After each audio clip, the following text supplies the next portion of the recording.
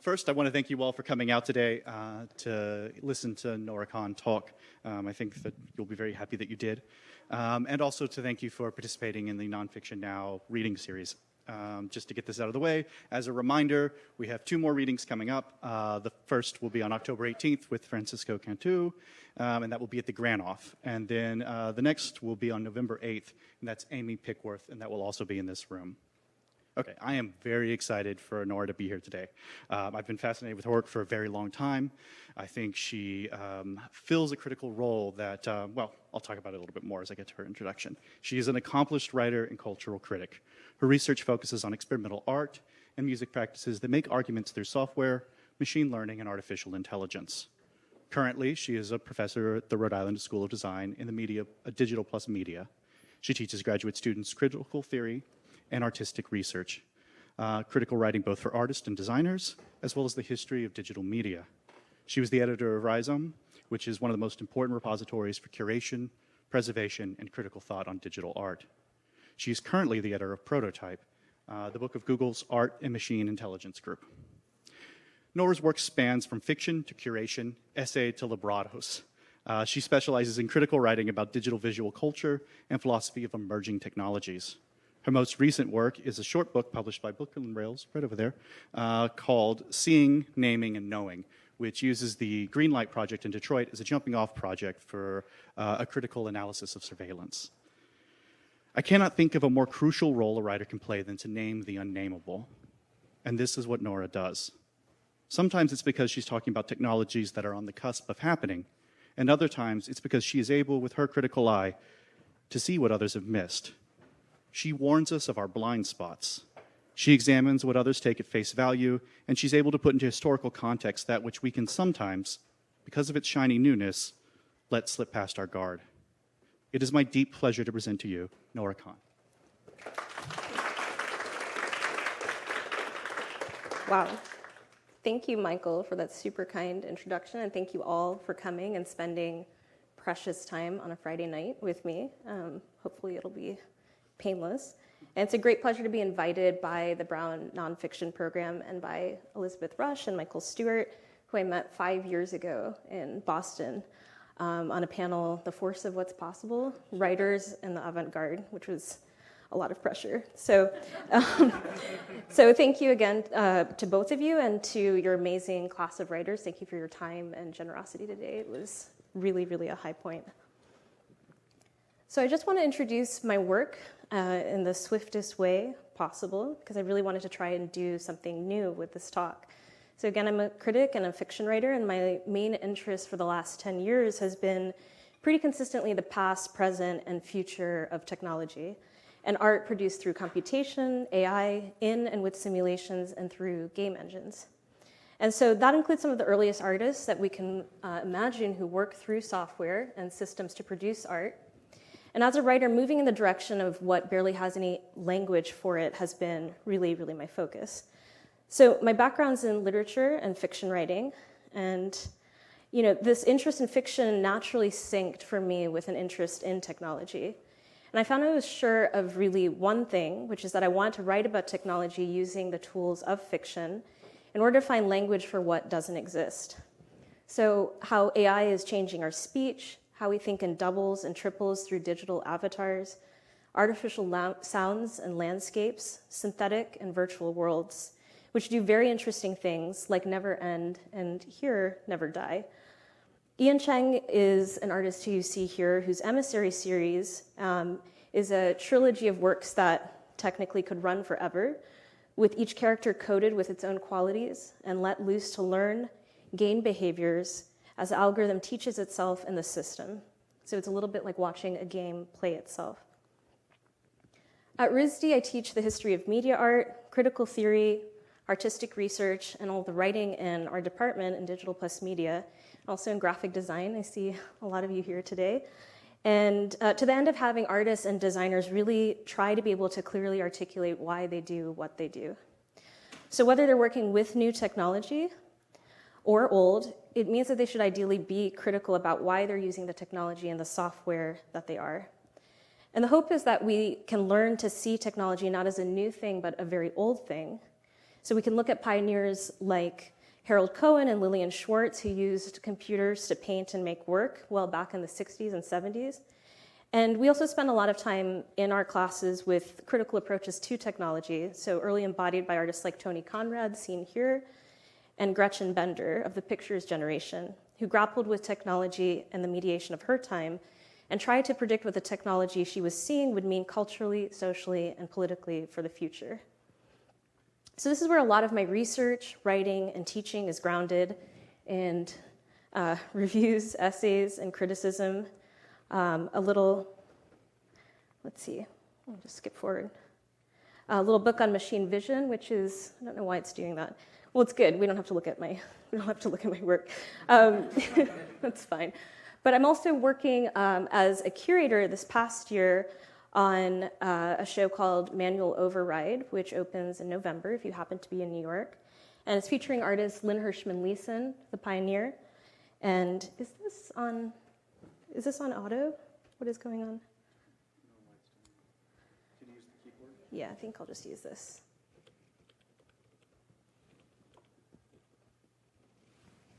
So strange. Okay. And so the artists that I'm working with in this exhibition are Lynn Hirschman-Leeson, Simon Fujiwara, Martine Sims, Morrishan Aliyari, and Sandra Perry. And these artists are all programmers themselves, or they work seriously through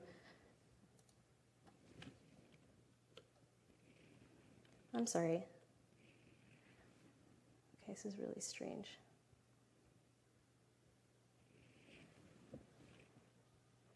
So all of these 5 artists are working with visions of society that we can forge through technology that are hopeful and also critical and are not flooded by hype.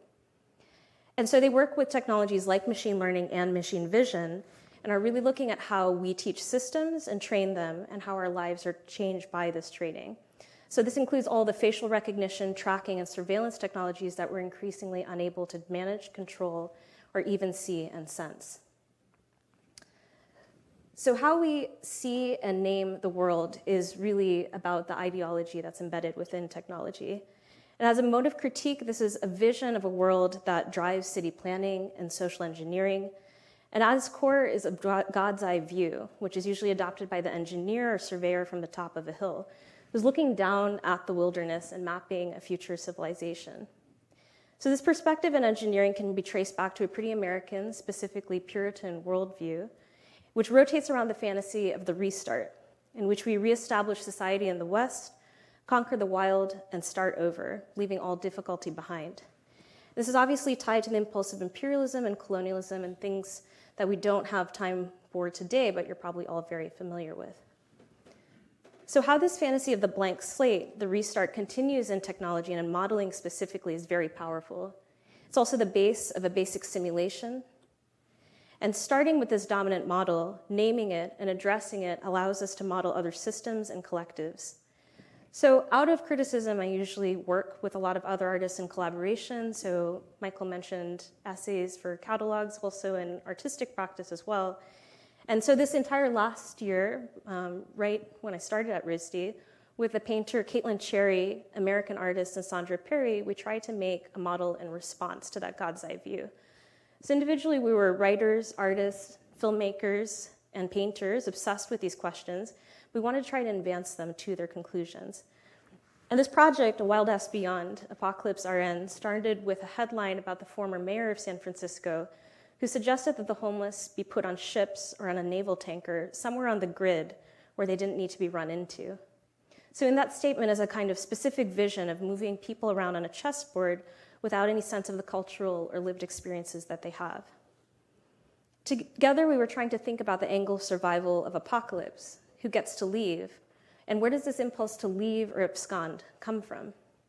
So we traveled around the country, looking at alternative living communities and tiny house festivals, talking to people about their visions of the end of the world, of maintenance, of purity and contamination, about who should survive and who just might not. We made a film, and we built this weird tiny house and a kiln and a garden and a lookout with a crossbow and a Fred Moten-inspired library, which was organized around fugitivity and exile. And we tried to ask, in response to the models of Silicon Valley, what other models that acknowledge context, erase histories, and hidden facts begin to look like. What kind of models that acknowledge how we actually treat each other in isolation look like? It was really patterns and language that we were tracking in our research as we sorted through all these competing visions for the end of the world. So some key ideas kept coming up over and over again. The idea of people as blank slates, of homesteading, of self-reliance in a simple life, and the oldest fear, us versus them. Maybe we wanted to propose the ideology of technology of the tabula rasa of people as blank slates has failed us over and over again. And so all of this doesn't look like it came out of a meditation on software, but it did.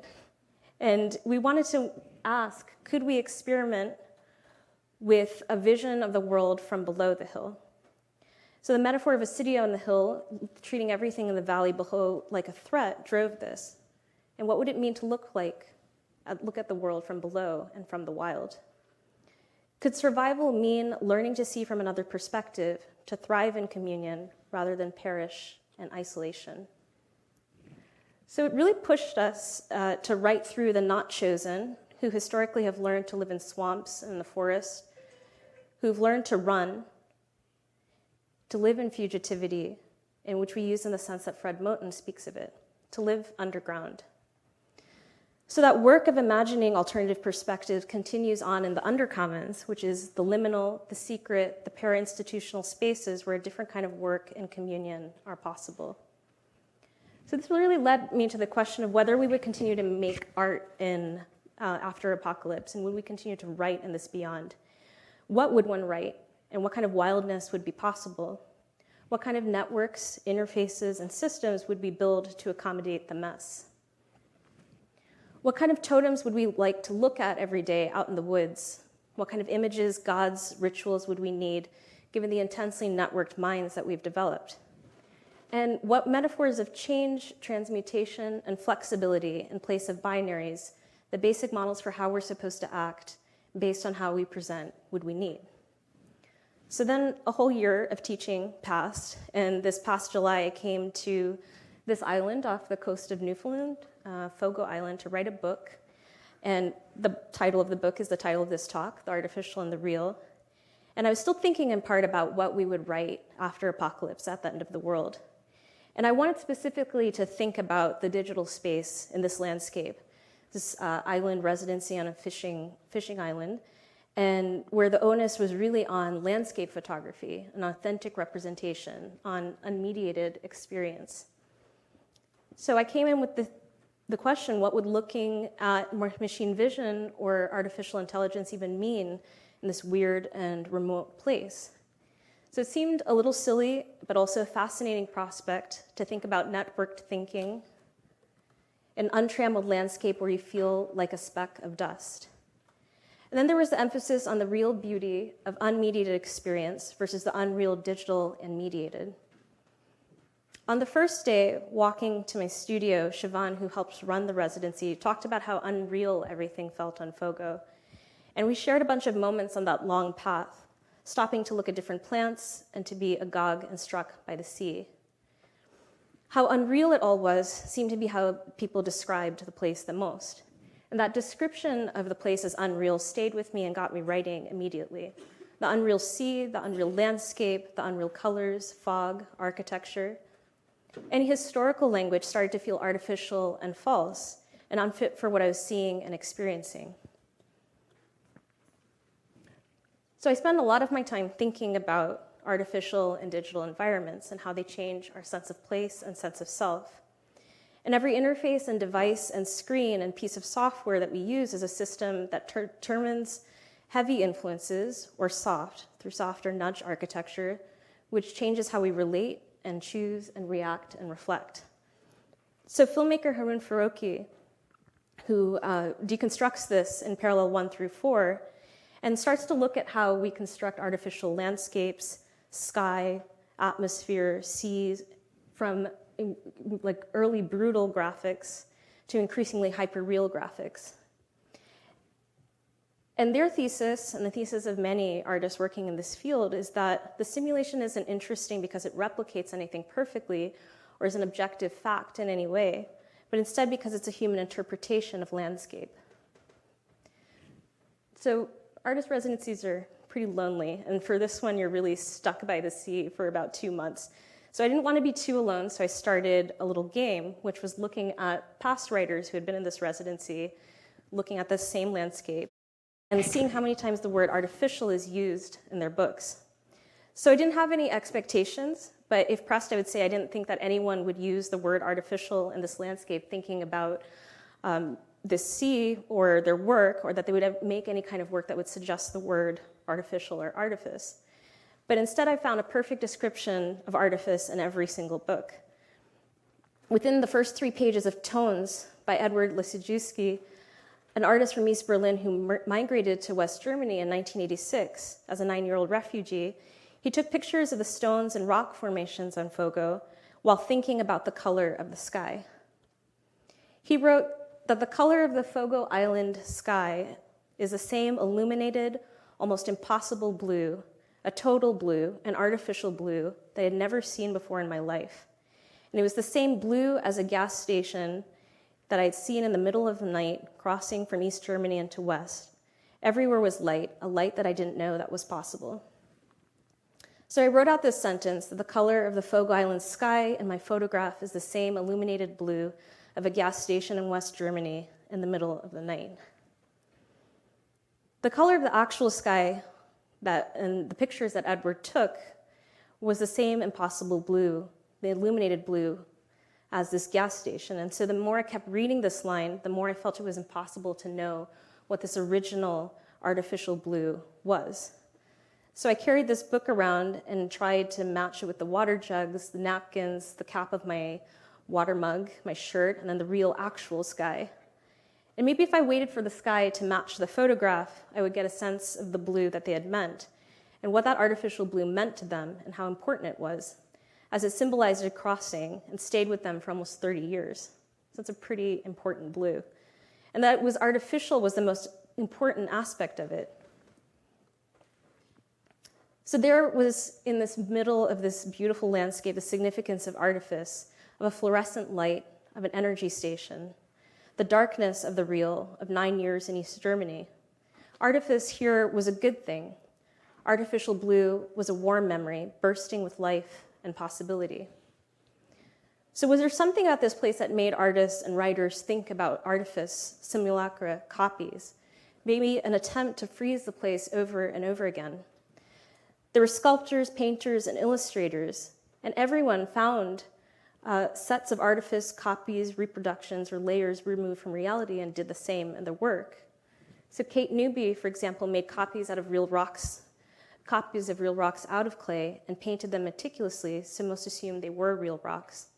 And she used silver to make tin pull tabs. Joseph Del Pesco was the writer before me, had a collection of short stories. On page 10 describes the glass eyes of an embalmed dog sitting on a plinth, staring at a film projection. Somewhere in the summer, I saw this delicious story, probably my favorite news story from this year, about this turquoise lake in Siberia, which is perfect on Instagram, but is in fact a chemical dump. So you can't swim in the ash dumps, and this company says in a press release its artificial lake is a star of social networks.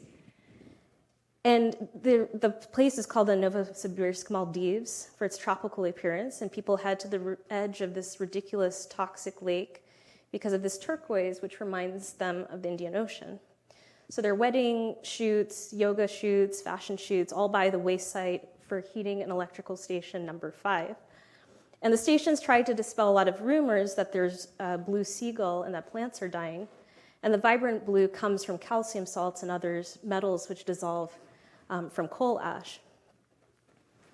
So in this video, when Sergey says, I've never seen the Maldives, but I've seen pictures of that blue, and he's fine with taking pictures of this blue, no matter the chemical content. I mean, there's a lot to unpack there.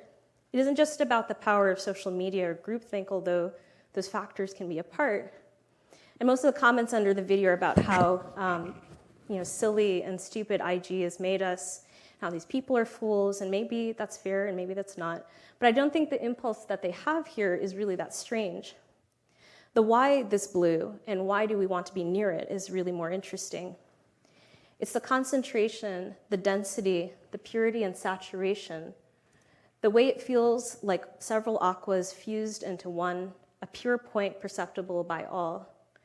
And the shared experience of people against this blue, their surreal postings, is fascinating. What constructs of the imagination are projected onto these artificial landscapes? What imaginaries of synthetic color, of man-made construction, of replications of the real thing that's so convincing that we don't need the original? So for every space of untrammeled natural beauty is a pure synthetic replication or approximation. So the saturation, the contrast, the sharpness, the precision, and we all use Instagram filters, most, maybe all of us, to amplify the sense of the place, to really convey a sense of it, and a sense of us right on the edge of it. So landscape, I would argue, for me and for us now, is also the digital space that we share, looking on a screen at images of this shared experience in Siberia, struggling to understand the motivation, intent, and meaning. So this is the kind of landscape photography and architecture that I decided I'm interested in Fogo, one that's weird, psychological, and collectively shared. So for every aqua underlay of Fogo is a toxic dump of equal blue, and that blue is so blue that it seems both unreal and enough like the blue of the Maldives to risk getting an unknown long-term illness. And meanwhile, back home, a friend shares a photo of this mystery of blue dogs in Mumbai, their vibrant blue coming from chemical waste. So as I was writing, I read Elizabeth Bishop, her Country Mouse, which is an essay which came perfectly at this time. And Bishop wrote that when she was starting school in America, she remembered a teacher named Miss Woodhead, who made a model of the landing of the Pilgrims on a large tabletop. And she wrote that the rock was the only real thing, and Miss Woodhead made the ocean in a spectacular way. She took large sheets of bright blue paper, crumpled them up, and stretched them out over the table. And then with blackboard chalk, she made glaring white caps of all the points, and an ocean grew right before our eyes. Topography, goes the poem, displays no favorites. North's as near as west. More delicate than the historians are the mapmaker's colors. So this line, the colors of the mapmaker being more vibrant than the historians, prompted me to start my own psychogeographic map for this book, and this is usually how I write, is by mapping out themes and argument. And the map started to circle around this unknown color, this unapproachable color, that every thought kept circling back to. So I started to do automatic writing for some direct retrieval of memory and understand what my own mapmaker's colors, associations, and memories were as they were activated. So automatic maps and semantic maps are really good tools for teaching, and I use them all the time. But I realized I hadn't done a good deep dive in a while.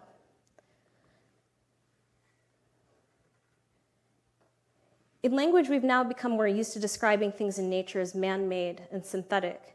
And our language is reflected, absorbed, and has taken this all in and on. The sea, like Technicolor blue. This image from my window of the same site in the sea, both during rain and on a calm day, had this like aqua blue stripe you can see on the left, and it's sort of on the right covered in waves. And I was trying to describe this to friends back home and kept telling them, you have to see this in person. There's just no way to describe it.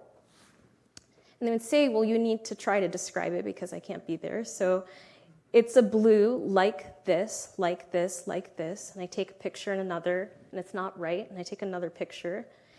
So I wait for the blue to approach in a video and then try to click, freeze the video, send it to them. And they say, sure, it's a green blue. I see it. And they said, no, not a green blue, an aqua green blue, like an ice pop on our street from that specific ice cream truck, or a green blue like the new Crest toothpaste, like mouthwash, that kind of blue.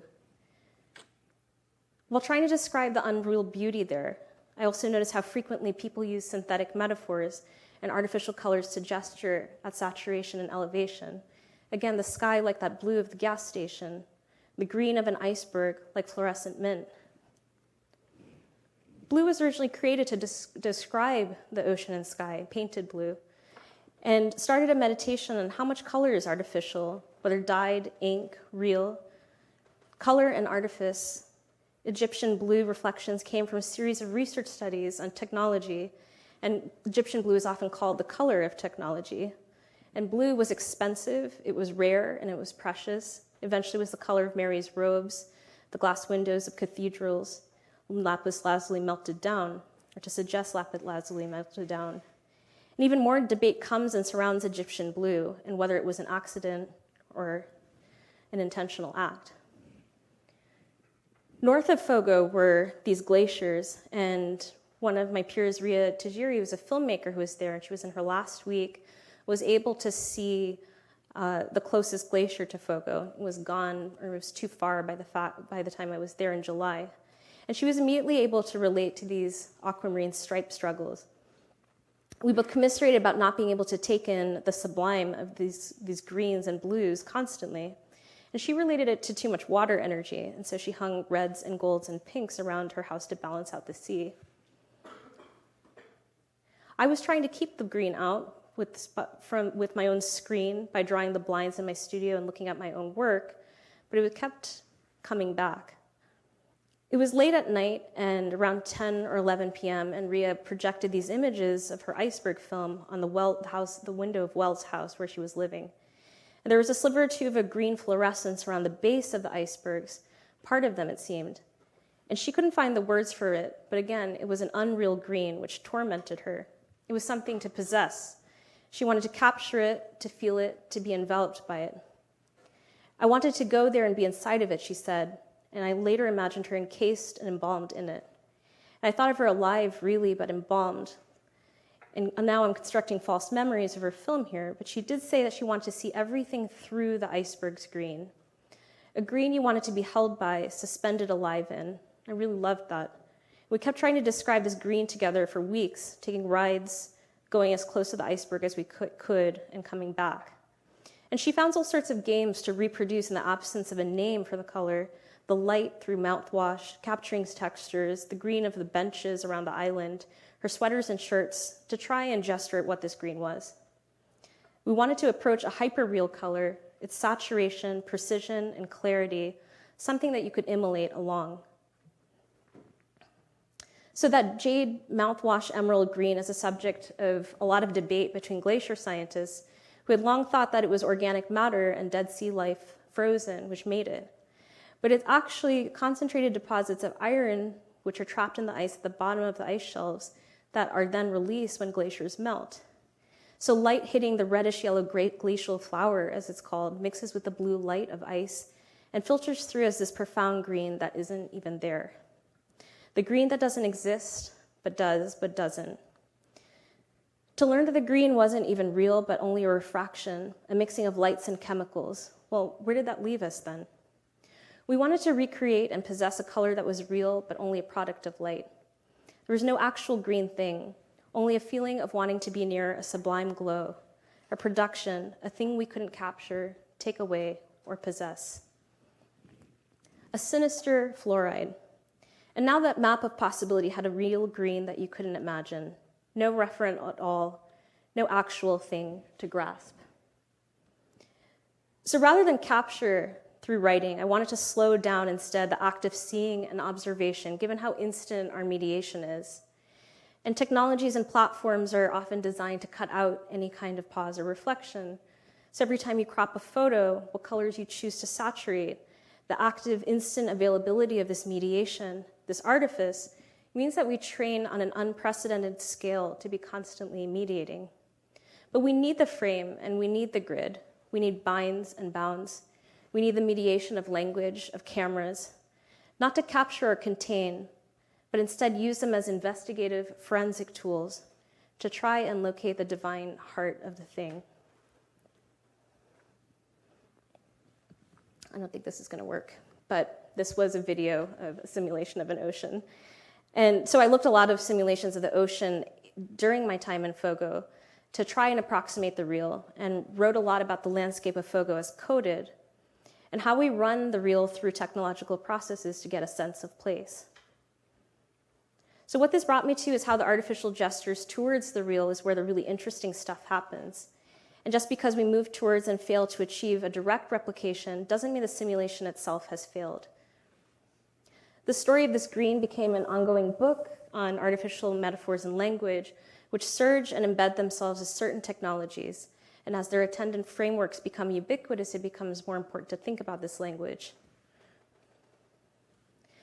The best thing that fiction can do, as Julio Cortázar writes, is complete the search to express how it really is, to find ever new modes of expression for what we're actually looking at.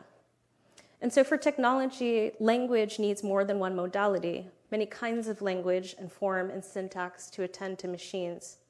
So how we see through screens, the unimaginable scales made possible by computation, how we describe artificial intelligence, bots, avatars, how central stories have been and are shaping our imaginary of these things. Language struggles within technology to break free of humanist tropes in order to understand human intelligence as just one entry along a spectrum of many, from animal to artificial. We can track how metaphors and technology change in the printed word over time through advertisements, articles, and criticism. And every shift in a metaphor reflects a societal shift in attitudes towards technology, from hype and optimism to fear to an uneasy embrace. So for me, the moments that crop up in writing about tech are the moments of that green stripe, that color, the very moments that language fails. And these moments I've had no language are the most thrilling for me as a writer. So a few moments like this that stand out. About 3 years ago, for California Sunday magazine, I went to Rhode, which is an acoustic weapons manufacturer in San Diego, to listen to their crowd control devices called LRADs. And this began a long debate about what I heard and what was comfortable, and began a debate with the company about what the human ear could actually bear. And so the long-range acoustic device is used in crowd control, and the voice is shockingly clear, and it sounds like it's inside of your head. And even though it's said to be safe for the ear, the siren, once it begins, is shrill, like a car alarm that's been focused and purified, and louder than anything I'd encountered in my life. And I had to raise my hands to shield my ears. And abruptly, the device goes silent. And the piece became a debate between the company and activists that I was interviewing and people who study hearing. And for most people, this sound would be unbearable, but the company was shielding it in bureaucratic language. This sound that falls in the 120 to 130 decibel range is seen to be safe. Another point of language failing is the work of Casey Rias, who's an artist who created the code language processing, but in the recent years has been working with teaching neural networks new data sets of images. He uses GANs, which stands for Generative Adversarial Neural Network, and feeds these networks, for example, every Tarkovsky movie to see if a neural network can learn what a Tarkovsky-like image is like, or every image from the whole corpus of Hitchcock. And these images are, to me and to other writing in this field, maddening, and the first words that usually come up are surreal, uncanny, weird, spooky, a fever dream of AI. But even more than that, they feel like clues to images deeply embedded in our collective psyche. Moments that convey a definite affective response, a feeling, but not much legible meaning. What is this? Who knows? We can only speculate. There's a dreamlike, mysterious, disquieting aspect called a deep dream, which is often expressed as a weird collective subconsciousness. And then there are other moments at the asymptote, the very edge between human and machine, between human intelligence and machine intelligence at work, in conversation, and in play, of such beauty that defy language. As Lissajous described his defeat at the hands of AlphaGo as a moment of such grace, surprise, and creativity, he called it God's touch. Quote, he said, I didn't know how to describe it at first. It wasn't a human move. I'd never seen a human play this move. So beautiful. It was a word he kept repeating, beautiful, beautiful, beautiful. And as he played match after match with AlphaGo over the next 5 months, he watched the machine improve, and he also watched himself improve. By the end, he felt that AlphaGo had taught him as a human to be a better player. He'd seen things he hadn't seen before, and that made him incredibly happy. Like little else, this path to victory highlights the power and the mystery of machine learning technologies that underpin the creation of technologies like AlphaGo. And within these technologies, AlphaGo could go learn the game by examining hundreds of thousands of human Go moves. Then it could master the game by playing itself over and over and over again. The result is a system, as many players describe, of unprecedented beauty. Another point where metaphors need to bend and language bends is an encounter with artificial superintelligence. So we often anthropomorphize our relationship with AI or in our description of AI, but an intelligence that's so far beyond human comprehension could be described instead as a swarm organized by elegant rules, thinking in collective, as scaffolding, as a hurricane, as a star system, a sovereign, a search party, or an agent. And as our metaphors curve towards the amoral to celebrate the beauty of systems, we could end up feeling more human, more rooted, and more like ourselves. In some senses, this has always been the function of the other, whether AI, alien, or God. It's at these moments that I lose track of time. There's a black hole for language, a quality I can't name or recognize. And this moment of no recognition is what surrealists strove for, the very condition that they wanted to create and recreate. The flow of relentless legibility is interrupted, and opacity, blindness, the refuse of language, the refuse of capture comes to bear. And in a field of computation where nearly anything can be captured, this is more and more valued as an experience. These moments are haunting. I'm sorry, I have to do funny slides. And they're simple. They're simple lacks of recognition. It's just a brief moment of this specter, a clue to another kind of relation. And maybe most of all, they're a destabilization of one's human perspective. These are moments that are called thinking through things, points we can talk about the falsehood of claims we place on the natural environment. They're ciphers, codes to break. So I want to just linger a space on these weird loopholes between reality and artifice, where language bends, repeats, circles around, and fails. And I want to suggest that these are really the moments for us to pay attention to, the moments where our cognition is pressed. As writers, we're often pushed to capture them. As they're crucial moments, we can step back to reflect on our already impressive capacity as a culture to describe and make legible. We might consider that language is actually failing for a deeper philosophical reason, which is that the modes of thinking, expression, embodied by advanced technology actually defy language, humanist frameworks, and metaphors. So how do we describe technology, and how do we think about it? What metaphors do we use for it? I want to talk about the places where every humanist trope, subject and object, human and owner, even real and artificial, are denied. So to understand how we're understood by machines, not as human subjects, but as quantities, containers, vessels of metrics, assemblages of choices, preferences, and inclinations, means that we need better metaphors that are more embodied. We might consider how technology manages our identities and our relationships through language, how bad metaphors become extremely powerful cultural devices, the brain like a computer, or perhaps the most pervasive, technology as a set of tools, which is really a product of the Whole Earth Catalog's access to tools. The personal computer is a tool, the phone is a tool, the internet as a tool, rather than incredibly orchestrated symbolic systems that shape how we think, see, and act. AI as enemy or as friend, brains as hacked by social media. The metaphors are often binaristic.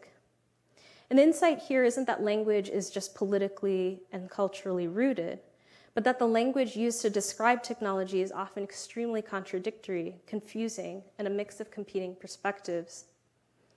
It's right on this line that the humanist tropes we really hold dear are shattered, leaving us to work in a mess of science fiction tropes, some bad, some awful, fearful predictions and fantasies, economic imperatives to smooth out that fear, someone's power fantasy.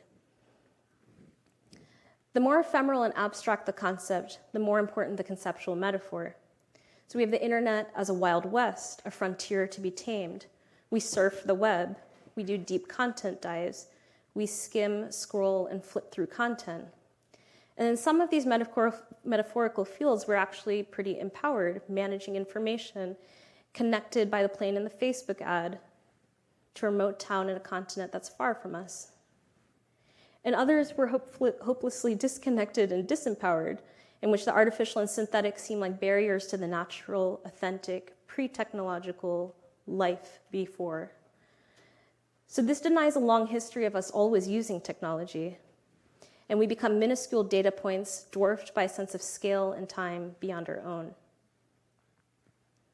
Today, we're never not overtly made to do anything through interfaces and tools. So we sort, click, friend and unfriend, mute and unmute. We shout, project, and chastise. It all feels very empowering until you look beyond this play to the orchestration of this social symbolic space. We're often made to forget what powerful tools of social design they are through their design, continually inducted in an illusion of choice that's presented everywhere in the interface. The interface is designed to be separate from the below in a way that masks its ideology. Software's work, as Wendy Chun writes, is a simulation of the ideology of neutrality. We connect all day with interfaces that don't suggest or connect with what's happening underneath. So tracking all the ways that this subtle illusion unfolds is the work of an investigator, a researcher, a game designer, and a storyteller in one. It gets even more confusing when atop all of this is a lot more language, the source of which is unclear. We talk to AI and bots and machines and read automated news all day long. We listen to disembodied voices and signs, untethered from any speaker at all. A single word or hashtag catalyzes mass action. And we might understand language in these contexts as being their least natural, not subjective, isomorphic, and lexical. Early computer games would ask players to explore horizontally, vertically, in almost every direction. And the result for the player was a suspended mental world that is itself a simulation. It's loosely bounded by the mechanics of maps, tables, rulebooks, gesture, and dialogue. Eric Davis noticed this example in Adventure, which is one of the earliest games, where you enter the first scene, and the first instruction is here at the bottom. You are standing at the end of a road before a small brick building. Around you is a forest. A small stream flows out of the building and down a gully. What's next? To shape the digital space and help a player enter, games had to verbally conjure up scenes in the mind, even as graphics were absent. This programmed a kind of mental space, where programming means using an elaborate symbolic machinery in order to solidify and organize the plastic material of the imagination. So ARPANET, which was progenitor of the internet, drew its inspiration from these games. You descend this into this inferno-like digital landscape, which would collapse then almost immediately with your mental and internal landscape. And as Davis notes, the internal architecture of the virtual was akin to a memory palace. In internalizing the structure of a place, any word you encounter becomes a placeholder for memory, more powerful than any visual element of that world. So we might still be wandering through space, but what we remember is that first scene, the road, the forest around them, and the stream.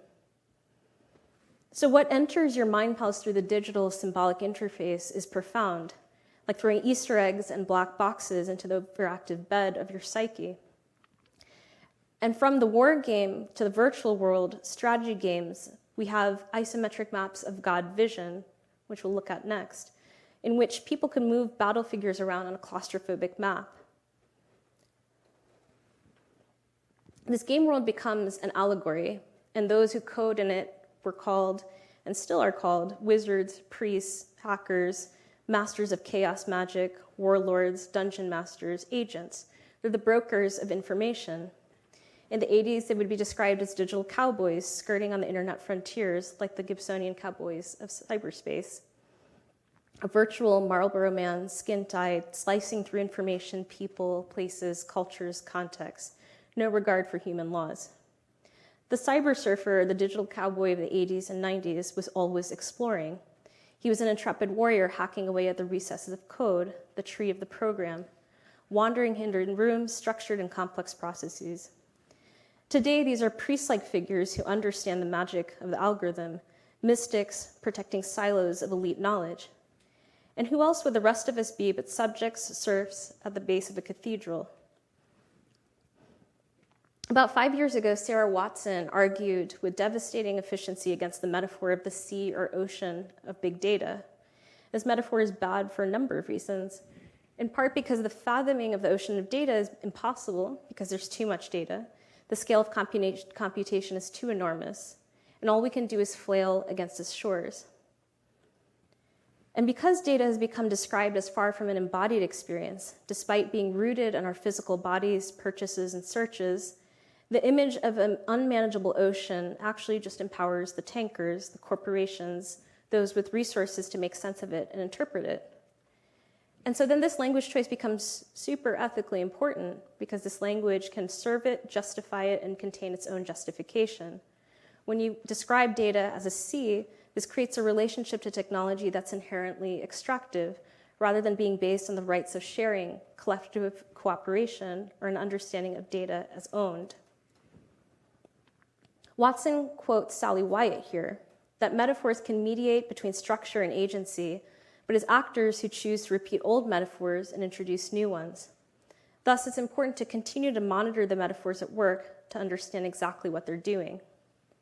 Data mining, excavation, all carry within them a logic of extraction inherent to capital. It also positions all our digital material as inherently a resource, as material to be mined, rather than material that's given cooperatively. Data mining is then positioned as almost pleasurable, as part of a voluntary act, one effected through seduction. The mining is just a thing that happens, the process that's just the cost of a softly managed feedback loop, a network of brains. We mine because we're mined, and our psychic energy produced fuels the system and is necessary to it. And as cognitive subjects, we become uniform, stripped of subjectivity, mere resources. All these industrial metaphors draw on the fantasy of empire across time and space, where kings and hegemony are more effective when seductive, when they show largesse. Making embodied metaphors in technocratic space is really hard to do because the field is full of technocratic actors, seeing like a Google spread across fields and hard to disrupt. Another reason for changing the metaphors is to acknowledge unseen labor. So when we say artificial intelligence, or we talk about a network learning, we only mean that it imitates human correlation. Its learning is imitation of our codified rules and social conventions. And AI is one that today that can invent new rules, problem solve, and work at tasks. It's based on machine learning that extracts patterns out of data according to statistical distributions, logical forms. So that's not intelligence as we understand it when we speak to each other. We don't complement each other on having a moment of profound and masterful information compression. Matteo Pasquinelli writes that we should think of AI instead as the ultimate transfiguration of mental labor into a collective daemon, working tirelessly and invisibly in the back room of capital. So AI, speaking of verticalization, is a reminder that our screen labor is managed in the global south. Click workers in Bangladesh, where I'm from, sit and look at the worst of the internet all day, and Amazon Turk workers work 20 hours at a time labeling images. I don't know how many people saw this piece about moderation in Florida for Facebook, but it's really, really worth reading. It's really a symbol of like AI as collectivized cognitive labor that has serious psychological and mental health impacts. So Ghost in the Machine turns out to just be a lot of people working elsewhere who aren't blank slates. Moving upwards, this idea of seeing from a God's eye view is another metaphor that needs disruption. The drone's view, the pilot's view, the war game's view, the designer's view, the architect's view. Architects and urban designers affect speculative urban development, paired with climate change predictions, paired with databases that terraform our urban landscapes. From this position, we never zoom in to see the context around a house that's deemed ready for demolition, its importance to individual people. This overwhelming and embedded technocratic viewing erases history and culture, which is subject for another talk, but it changes the language that we use. A city becomes not a city of people, but tracts of land, grids, plotted, and people, tiny points milling around, disconnected from each other. That people get together and commune is something that we commune is something that we forget, and that they have histories and are the project of culture is forgotten as well. Probably one of the best known thought experiments here in changing metaphors is that of theorist and artist Hito Steyerl, who wrote in Free Fall, a thought experiment on vertical perspective. And she describes the current moment as a loss of horizon, the same horizon that situated concepts of subject and object, time and space throughout modernity. But because of new technologies of targeting and surveillance, the dominance of the aerial view through satellite, Google Maps, the God's eye view, makes for a decreased importance of any linear perspective. She argues that we should come up with new ways to relate to the visual present, and vanishing points that diverge, flight lines that are distorted. In helping us understand a state of free fall, on perspective actually being vertical, Steyerl opens up for the reader the question of how do we orient in this free fall? What collectivity or organizing is even possible there? Could it be that flexible seeing is a skill? The perspective of free fall suggests interruption of exploitation and accumulation. It makes class relations clear, and it makes us aware of our position. And dropping down from this position and refusing it means imagining what other things this eye can do. This eye can see from every possible scale and every direction at any frame of detail. It needs to if we're to have seeing and language that's not technocratic. So as much as technical specificity and as much as vision, poetry is essential to conveying that feeling of technology. To note that technology is as much a feeling and sensation as a tool, we can look to some great writers. I'm just really briefly going to go through some of the most famous descriptions of technology. So take Thomas Pynchon's very famous opening to Gravity's Rainbow. A screaming comes across the sky. It has happened before, but there's nothing to compare it to now, which is a description of a V2 rocket launched by Bucero, the screams it engenders below in the language of romantic ecstasy. Elsewhere, the rocket is described as a peacock courting and fanning its tail. Colors moved in the flame as it rose off the platform, scarlet, orange, iridescent green, ascending and programmed in a ritual of love. There was no image for Pynchon except for this hysterical Tumblr post, and so you can actually put in any Pynchon quote and it'll put it up against some really ominous quote to be against this background. Also found this for Gibson. Neuromancer, the sky above the port was the color of television tuned to a dead station. Octavia Butler, in Parable for the Sower, understands technology for the delusions that it casts, the false sense of freedom, the false connectivity. Disconnected from nature and the planet, our conditions worsen. Advancement is not as important as relentless progress, but then she writes, lights, progress, growth, all these things were now too hot and too poor to bother with anymore. The end point of the Parable of the Sower is an answer to the question, what if science and technology delivered on? And what was the question they were trying to answer? Anne Leckie is another person who, in Ancillary Justice, describes the feeling, atmosphere, and vibe of technology as it changes our minds and bodies whole scale. She describes AI as a consciousness that's distributed, in which every single iteration of the first can move through space and time without fear, the core being eternal.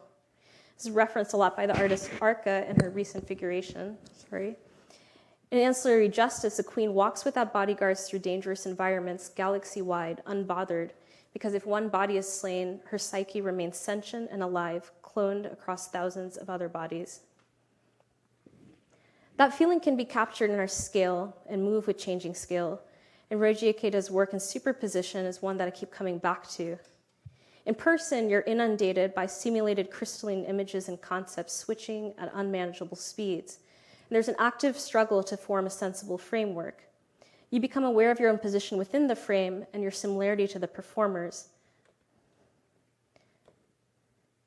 We can look below the interface and the algorithm below the interface to the algorithm beneath as a stretchy, almost visible guideline, like in Bad Corgi by Ian Chang, where the lines of the algorithm poke up and then disappear. We can place people back into simulations, or at least ask where they are. And this is particularly crucial as simulations are the real-world activations of data to calculate and predict future action, so how a star will explode or how a hurricane would move. They're incredibly important in climate change modeling, which governments, local and national, use to get ready for climate change.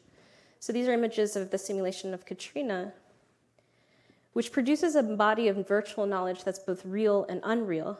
And this is probably one of the best known examples of how this kind of modeling has to be understood as it affects people, it becomes a matter of life or death.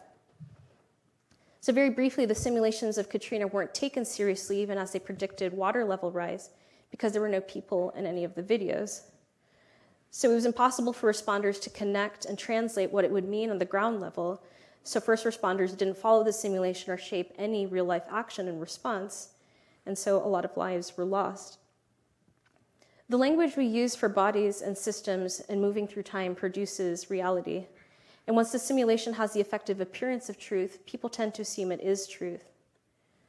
As Amy Roundtree notes in her excellent book on simulations and rhetorical imagination, even though simulation and model are used interchangeably, simulations are more than just models. The simulation puts a model to work, runs it through different hypothetical scenarios with different driving variables and conditions. This is a subtle thing, but in writing about simulations, she notes that they are messy, they are products of messy collaborative making, production of 15 or 20 computer scientists at a time, a group that often looks like this. In the telling the story of how a model is made and how a simulation is made, suddenly we have insight in where change can take place in its building through the drama of deciding together what the model will be. I mostly wanted to offer up today a portrait of writing, nonfiction, as having even more to tackle than the real, but also the construction of the real, the replication of it through the artificial, and all the ways these formulations connect. We can practice an active monitoring of our own language, the rhetoric we use, and the assumptions that we repeat unreflectively. And we can also understand the artificial as more than Janus-faced, as multiple-faced, shifting and moving with whoever is looking at it. Naming all the mass names the invisible labor of people that make machines look intelligent. So virtual spaces and online spaces become an overwhelming field, petri dishes of competing allegories, topographies of ideas, stories, and myths. And if we're not the priests and the wizards in the setup, we're also living the fantasies of these priests, wizards, and cowboys. But in counter, perhaps, we're also collectively speakers, soothsayers, and storytellers, with other kinds of competing language to navigate these symbolic interfaces. We can name the perspective, call out positions, reframe, and recontextualize. The strategic game of language might be our only defense against technological oppression and extraction. Also laws, too. I want to head back to Fogo here to close, to suggest how this collective naming can take place. Partly thinking about the virtual space as a semantic map and the interplay between the real and the virtual, I was introduced by several islanders to the work of Marlene Kreitz, a Newfoundland poet who does memory maps on the same 16-acre plot of land. I started a small workshop series of about 3 hours in this 2-mile hike by the ocean, stopping with each group at 5 places to make psychogeographic maps together. We would pause at each place on the way back to my studio and write about each vantage point collectively. And in total, they made 12 maps each time, and we would place those maps atop each other virtually to create a more full sense of the trail from 12 different perspectives, with each person's set of memories, associations, feelings, and critiques. This helped with thinking about the landscape as a process game constructed through multiple hybrid perspectives. And so to do the visuals for this book, I wanted to explore a collaborative simulation with others, the thesis that Roundtree had, that we should be able to model based on better descriptions of the world. Could we make a collaborative simulation together, think of the story we project in a place to give it meaning together? We could describe things to each other, and they would model it in a piece of blind rendering to try and capture reality and slow down the act of seeing. So I picked 10 objects on the trail and try to describe them as much as possible to a friend far away in Miami. And they build landscapes and objects in simulations and in software and make very beautiful renderings super quickly. So the text description of the object would come from me, and I would describe it over a series of days and not give them a photo, and they would try to interpret it as a render or a sketch.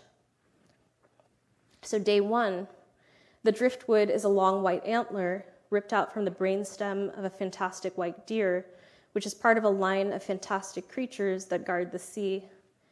Their shadows are seen at night on the shore, and they hold the island intact.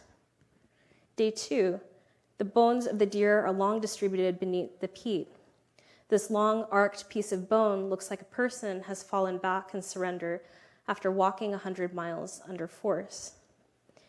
Day 3, the base of the deer's antler is a gnarled claw with 3 small calcified tentacles struggling to open, to say, surrender.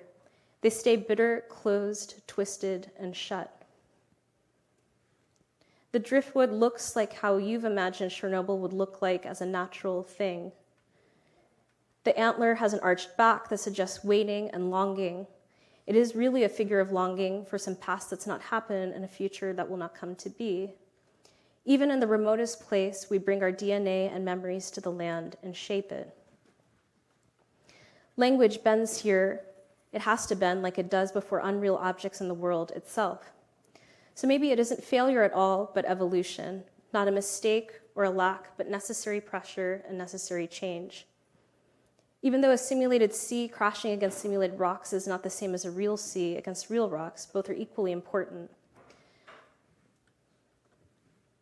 This is not because the artificial describes the real, but because it says something else altogether about the real, about our limits.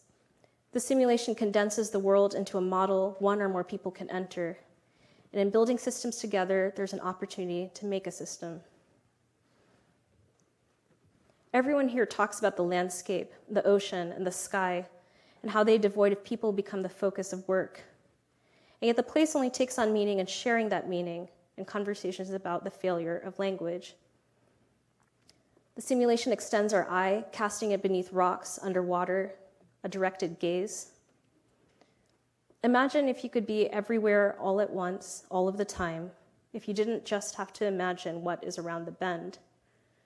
A landscape is not just a landscape, but a product of our personal histories, our anxieties and fears, our eye as it has been trained. And to see that landscape is not just a landscape, but a map we continually produce, a product both of the synthetic and the felt, the sublime and its approximation. We've always been here in this space between the artificial and the real.